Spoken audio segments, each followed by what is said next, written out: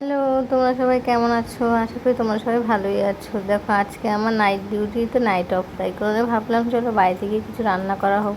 তো কী রান্না করবো খুঁজে পাচ্ছিলাম না। বাজার থেকে ভেবেছি আমি চিংড়ি মাছ কিনবো, কিন্তু চিংড়ি মাছটা সেরকমভাবে দেখলাম না বলে আর কি নেবো বলো, গরিব মানুষ বলে কথা, তাই কাটা পোনা মাছই নিয়ে গেলাম। যদিও রুই মাছের আশা করছিলাম, কিন্তু ভাবলাম যে থাক, চলো আজকে সর্ষে বাটা দিয়ে কাটা পোনা মাছই নিয়ে আসবো। তাই দেখো বাজার থেকে আমি কাটা পোনা মাছ নিয়ে এসে ভালো করে ধুয়ে নিয়েছি, নুন হলুদ মাখিয়ে নিয়েছি। আরেকটা বাটির মধ্যে দেখতেই পাচ্ছ সর্ষে চুবিয়ে রেখেছি, এবং সর্ষে চুবিয়ে রাখার পরে আমি ইন্ডাকশানের মধ্যে কড়াইটা চাপিয়ে দিয়েছি। আর একটা থালার মধ্যে তোমরা দেখেই নিয়েছো যে পেঁয়াজ, টমেটো আর কাঁচা লঙ্কা আমি চিড়ে নিয়েছি, সাজিয়ে নিয়েছি। পেঁয়াজটা কিন্তু আমি দুভাবে কেটেছি, একটা বড় বড় করে, একটা ছোটো ছোটো করে। যাই হোক, চলো দেখো ইন্ডাকশানের মধ্যে কড়াই চাপিয়ে দিয়ে আমি তেল দিয়ে দিলাম।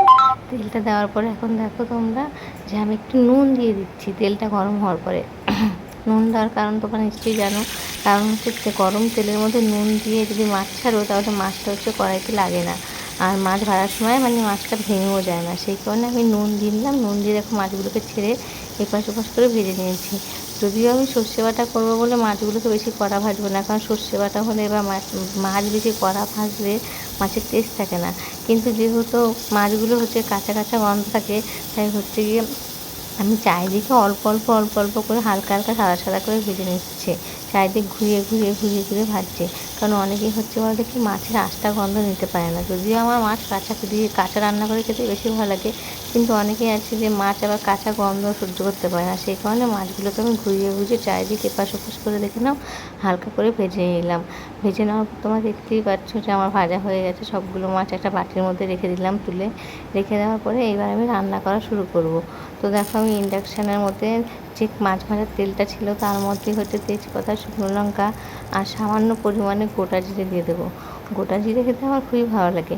লোকেরা ফোড়নে অনেক কিছু দেয়, কিন্তু আমি বেশিরভাগ ফোড়নে গোটা জিরেটাই দিই, কারণ আমার গোটা জিরেটা খুবই ভালো লাগে। প্লাস গোটা জিরে খাওয়া পেটের পক্ষে খুবই সুস্বাস্থ্যকর, সেই কারণে আমি গোটা জিরেটাই বেশি খাই।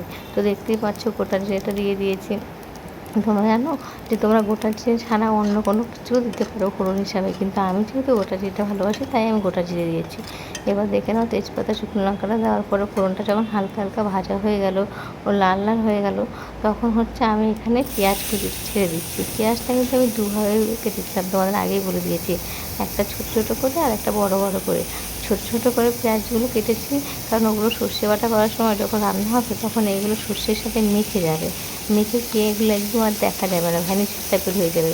আর যে বড় বড় পেঁয়াজগুলো আছে না, সেগুলো সর্ষের মধ্যে ভেসে থাকবে। এমনিতে তো সর্ষে বাটাতে আমি কোনো সবজি দিচ্ছি না, সেই কারণে যে আমি সর্ষে বাটার মধ্যে কোনো সবজি না দেওয়াতে কিছু বড় বড় করে পেঁয়াজ কেটে দিয়েছি, যেন পেঁয়াজটা পরে আমি ভাতের সাথে ডলে খেতে পারি। সেই কারণে বড় বড় সবজিগুলো দিয়েছি, আমাকে দেখতেও ভালো লাগবে। সর্ষে বাটার উপরে বড় বড় পেঁয়াজ থাকবে, যেমন কি তোমাদের চিকেন চিলি সস দিয়ে করে সেরকমভাবে। তো আমি এই জন্য দুরকমভাবে পেঁয়াজ কেটেছি, একটা ছোটো করে একটা বড়ো করে। ছোটোগুলো তো বললামই তোমাকে সর্ষের সাথে মিশে যাবে, আর বড়োগুলো গোটা গোটা গোটা গোটা হয়ে থাকবে, দিয়ে যদি খেতে ইচ্ছে করে আমি ডলে ডলে খেয়ে নিতে পারবো। এরপর দেখো পেঁয়াজগুলোকে আমি লাল লাল করে ভেজে নেওয়ার পরে সর্ষে ভেজানোর যে জলটা ছিল, কারণ এটা তো দোকানের কেনা সর্ষে, সেই কারণে আমি দোকানের কেনা সর্ষেটাকে ভিজিয়ে রাখি, নাহলে তিতা ভাব থাকে। তো সেই কারণে ভিজিয়ে রাখার ফলে কী হয় যে নিচের এই কালো অংশটা নিচে পড়ে যায়, আর উপরের জলটা আমি দিয়ে দিই, তাতে কোনো তিতা ভাবটাও থাকে না। সেই তিতা ভাবটা না থাকাতে আমি কী করি, যেন অনেকে আবার কেনা সর্ষে না তিতা লাগে, রান্না করতে পারে না, সেই কারণে আমি অনেকক্ষণ চুবিয়ে রেখে জলটাকে দিয়ে কালো অংশটাকে ফেলে দিই। ফেলে দিলে তিতা অংশটাও থাকে না, তিতা ভাবও থাকে না। এরপর দেখো আমি জিরার গুঁড়ো দিচ্ছি। সর্ষেতে অবশ্য জিরার গুঁড়ো না দিলেও চলে, কিন্তু তোমাদের তো আমি আগেই বলেছি যে আমি জিরে খেতে খুবই ভালোবাসি, সেই কারণে আমি বেশিরভাগ সব কিছু রান্নাতে জিরেটাকে একটু বেশি ইউজ করি। তোমরা চাইলে ইউজ করতেও পারো, নাও পারো। এরপর দেখো আমি জিরার গুঁড়ো সামান্য পরিমাণে দিয়ে একটু হলুদ দিয়ে নিলাম, এমনকি স্বাদ মতো নুনও দেবো। কারণ গিয়ে তোমরা জানো মাছ ভাজার সময় আমি মাছেও নুন মেখেছি, প্লাস মাছের তেলেতেও নুন দিয়েছিলাম, সেই কারণে নুনটা অল্পই দিচ্ছি, তোমরা তোমাদের মতন করে দিয়ে দিও। এরপর দেখো আমি টমেটো কুচি দিচ্ছি। টমেটো কুচিটা আমি এই সর্ষের সাথে দিয়ে ভালো করে একবারে মিক্সড করে নেবো, যেন টমেটোটা ভালো করে সেদ্ধ হয়ে যায়। তোমরা দেখতেই পাচ্ছ আমি সামান্য পরিমাণে নুন দিয়ে টমেটো দিয়ে এবারটাকে ভালো করে ফোটাচ্ছি। ফোটানোর পরে যখন দেখবে কষা কষা হয়ে এই সর্ষেটার উপর দিয়ে তেল ছেড়ে দেবে না, ওই দেখো আমার গোটা গোটা পেঁয়াজগুলো কিন্তু উপরে ভেসে আছে, তোমরা দেখতেই পাচ্ছ। আমি গোটা গোটা পেঁয়াজগুলো এই কারণে উপরে রেখেছি। এই দেখো একটা হালকা তেল ভাব ছেড়ে দিয়েছে এবং কি সর্ষেটা মাখা মাখাও হয়ে গেছে। এখন এই মাছগুলোকে একে অপর থেকে একটু ছেড়ে ছেড়ে ছেড়ে ছেড়ে দিচ্ছি, কারণ একে অপরের গায়ে দিলে মাছগুলো ভেঙে যাবে, তোমরা জানো। সেই কারণে মাছগুলোকে একটু দূরে দূরে দূরে করে সরিয়ে সরিয়ে দিচ্ছি, যেন একে অপরের গায়ে না লেগে থাকে। তারপর দেখো মাছের যে হলুদ জলটা ছিল সেটাও দিয়ে দিলাম। এমনকি এটা দেওয়ার পরে আমি মাছগুলোকে ঘুরিয়ে সর্ষের সাথে এপাশ ওপাশ করে মাখিয়ে দেবো, কারণ সর্ষে বাটা তো তোমার বলছি যে সর্ষেটা গাঢ় হয়ে গেছে, তাই ঝোলটা সেরকম নেই। তাই মাছটাকে সর্ষের সাথে মাখিয়ে নিচ্ছি। তাই হালকা করে দেখো আমি সর্ষেটাকে এপাশ ওপাশ করে মাখিয়ে নিচ্ছি।